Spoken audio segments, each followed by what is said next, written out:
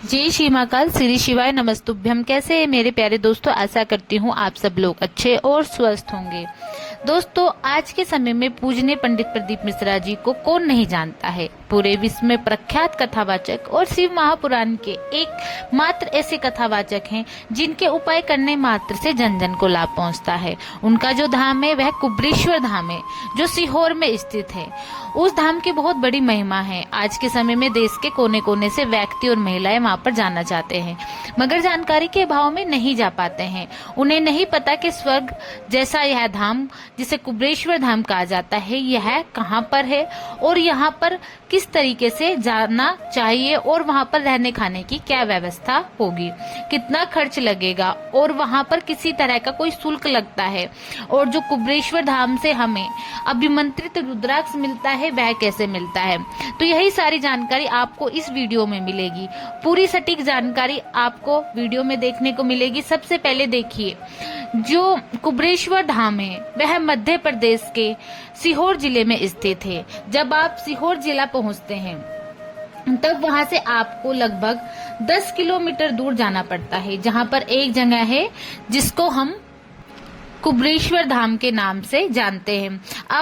आप लोग गूगल पर भी सर्च कर सकते हैं, तो वह लोकेशन आपको बहुत आसानी से मिल जाएगी। काफी लोगों को जो है सीहोर जो जिला होता है उन्हें लगता है कि यह बिल्कुल सीहोर में ही कुब्रेश्वर धाम है, लेकिन मैं आपको बता दूं यह थोड़ा सा 10 किलोमीटर लगभग दूर पड़ता है सीहोर जिले से।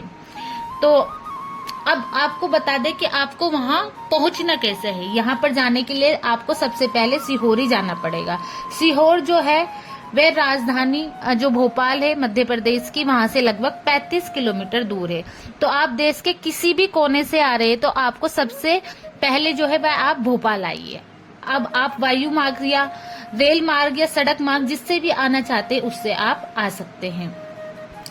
तो आपकी जानकारी के लिए हम आपको बता दें कि आप देश के किसी भी कोने से डायरेक्ट भोपाल आ जाइए, क्योंकि भोपाल के अंदर राजा भोज एयरपोर्ट है। वहां पर आने के बाद आप लगभग आपको 40-45 किलोमीटर जो दूर है वह वहां से कुब्रेश्वर धाम पड़ता है।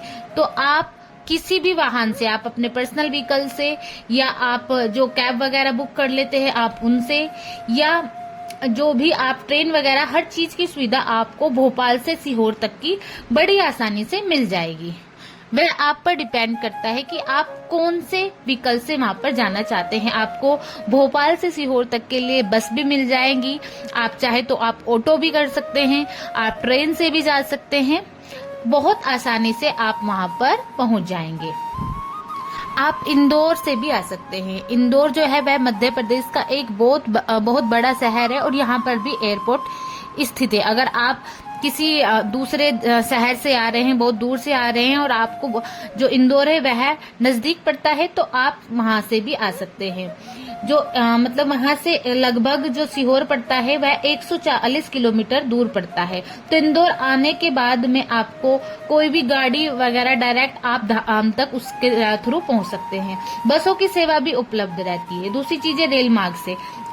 आप भारत के किसी भी कोने से अगर आप आ रहे हैं तो देखिए, जो सीहोर जिला है वहां पर रेल उपलब्ध है। अगर आप देश के किसी भी कोने से आ रहे हैं तो सबसे पहले आपको भोपाल आना पड़ेगा।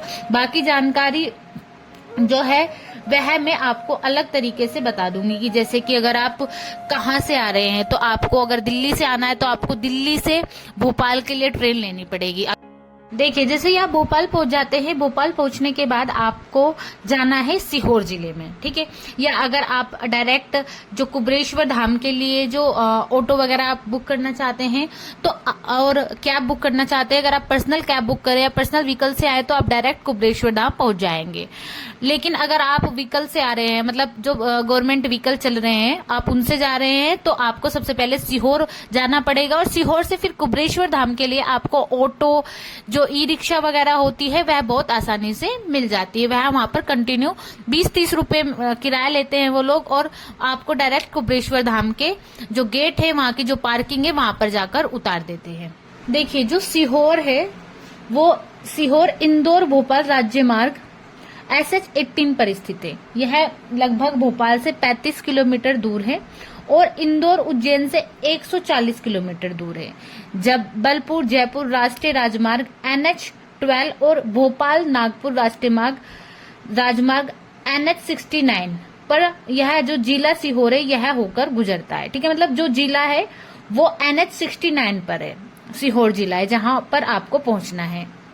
देखिए, अब हम बात करते हैं कि अगर आप कुबेश्वर धाम जाना चाहते हैं, आप वहां तक जाना की इच्छा है आपके मन में, लेकिन आपके मन में ये भी सवाल है कि वहां पर खाने रहने की क्या व्यवस्था है, क्या वहां पर होटल वगैरह मिलते हैं या फिर अंदर धाम में ही रहने की व्यवस्था है। तो मैं आपको बता दूं, हाँ, अंदर रहने की धाम में व्यवस्था है, लेकिन अभी व्यवस्था जो है वह इतनी अच्छी नहीं है। अभी कार्य व्यवस्था पर चल रहा है। एक बहुत बड़ा हॉल बनाया हुआ है जहां पर रात के समय में गद्दे वगैरह भी मिल जाते हैं, आप वहां पर भी सो सकते हैं, आप खुले में भी सो सकते हैं। लेकिन अंदर धाम में पर्सनल रूम वगैरह के भी इस तरीके से कोई व्यवस्था नहीं है। एक तरीके की धर्मशाला बनाई हुई है। जो मैं आपको भोजन की व्यवस्था बता दूं तो हाँ, वहां पर जो कुबेश्वर धाम है वहां भोजन की भी व्यवस्था है। वह दोपहर को और शाम को भोजन भी मिलता है। अब हम बात करें कि जो रुद्राक्ष वहां पर मिलता है वह कैसे मिलता है। तो आपको बता दूं, रुद्राक्ष के लिए वहां से अलग से दूसरे रास्ते से जाना पड़ता है। अभी 2-3 महीने से जैसे कार्य प्रगति पे है तो चेंज होता रहता है, कभी एक गेट से निकाल रहे हैं तो कभी दूसरे गेट से जाना पड़ता है। तो आप जब वहां पर पहुंच जाएंगे, आप किसी से भी आप पूछ ले कि हमें रुद्राक्ष लेना है, तो रुद्राक्ष लेने के लिए किधर से जाना है। पहले तो गेट नंबर 2 से जाना होता था, लेकिन अभी मैं थोड़े दिन पहले जब वहां पर गई थी तो वह कार्य प्रगति पर था, तो वहां का जो रास्ता था वह बन रहा था, तो अभी दूसरे रास्ते से घूमकर जाना पड़ रहा था। तो अब जब मैं अभी जाने की सोच रही हूँ, जैसे ही जाऊंगी वहां की फुल डिटेल फिर से अलग से आप लोगों के लिए लेकर आऊंगी अच्छे से, ताकि अभी की मेरे को प्रॉपरली जानकारी मिल जाए, जिससे आप लोगों को जाने के बाद वहां पर किसी भी तरीके की कोई परेशानी ना उठानी पड़े।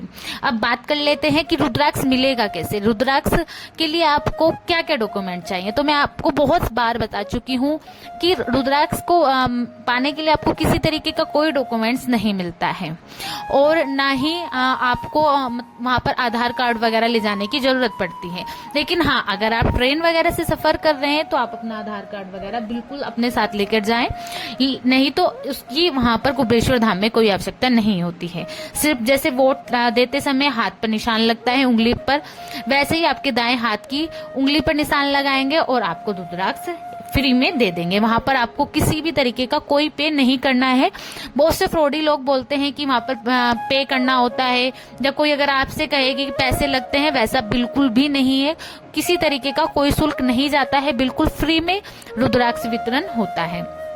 अब हम बात कर लेते हैं कि अगर आप वहां पर नहीं रुकना चाह रहे हैं, कुबेश्वर धाम में नहीं रुकना चाह रहे हैं, तो बाहर रुकने की क्या व्यवस्था है। तो मैं आपको बता दूं, बाहर आपको कोने कोने पर होटल मिल जाएंगे। वहां पर आपको आपकी इच्छा के अनुसार जिस तरीके का आप होटल वगैरह रूम वगैरह लेना चाहते हैं, आपको आपके बजट के हिसाब से वहां पर रूम मिल जाएंगे।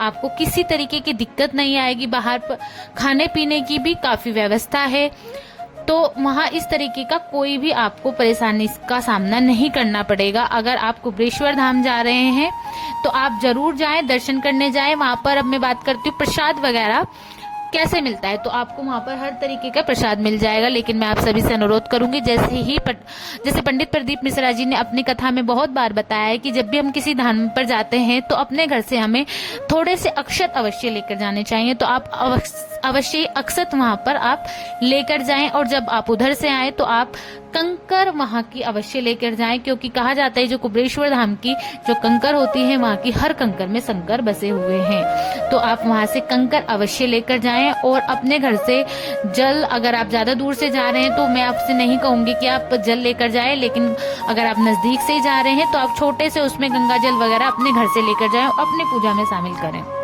साथ ही आप हल्दी अपने घर से लेकर जा सकते हैं, क्योंकि वहां पर हल्दी से भी छाप लगाई जाती है और सिंदूर से भी छाप लगाई जाती है।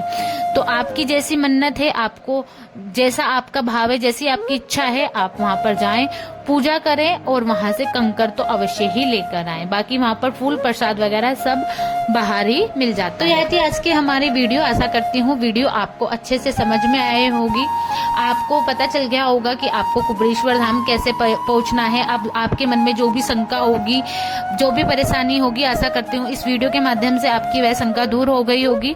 अगर अभी भी आपका कोई प्रश्न है, कोई सवाल है, आप कमेंट बॉक्स में अवश्य पूछिए, मैं उसका रिप्लाई अवश्य करूंगी। अगर वीडियो पसंद आई हो तो वीडियो को लाइक करें, अपने दोस्तों के साथ शेयर करें और कमेंट बॉक्स में हर हर महादेव लिखें। मिलते हैं फिर एक नई वीडियो के साथ। हर हर महादेव।